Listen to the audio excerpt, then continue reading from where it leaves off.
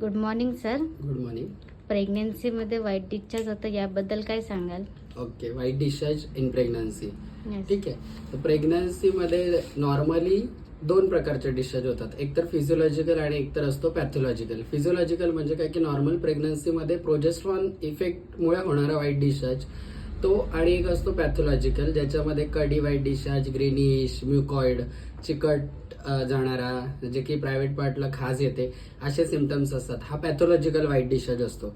तर याच्यामध्ये काय होतं की इकडून जो आहे इथे वाईट डिस्चार्ज होत असतं, तर या जे वजायनल पार्ट आहे त्याच्यामध्ये वाईट डिस्चार्ज होत असतो. आणि हा वाईट डिस्चार्ज इंटरनल लॉस, गर्भपिशवीचं जे तोंड असतं त्याला इरिटेट करतं आणि मग इरिटेट झाल्यामुळे पोटामध्ये दुखायला लागतं. ठीक आहे. तर बऱ्याचदा प्रेग्नन्सीमध्ये 5व्या महिन्यात, 6व्या महिन्यात, 7व्या महिन्यात लेडीज कंप्लेंट करत येतात की खूप जास्त पोटामध्ये दुखतं आणि अचानक पोटामध्ये दुखायला लागतं, लाईक लेबर पेन्स. तर मोस्ट ऑफ द फिमेल्स घाबरतात या सगळ्याला.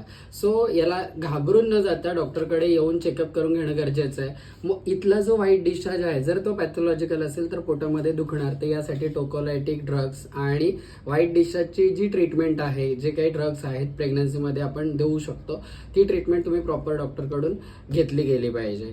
बऱ्याचदा अँटीफँगल ड्रग जे आहेत, पेसरीज म्हणा किंवा ड्रग, ते प्रेग्नन्सीमध्ये चालत नाही. सो डॉक्टरच्या सल्ल्याशिवाय वाईट डिस्चार्जची ट्रीटमेंट तुम्ही प्रेग्नन्सीमध्ये घेऊ नका. त्यासाठी लागणारे जे अँटीबायोटिक आहेत ते सुद्धा डॉक्टरच्या सल्ल्यानेच घ्या, स्वतःहून काहीच करू नका. ठीक आहे. थँक्यू. Thank you sir.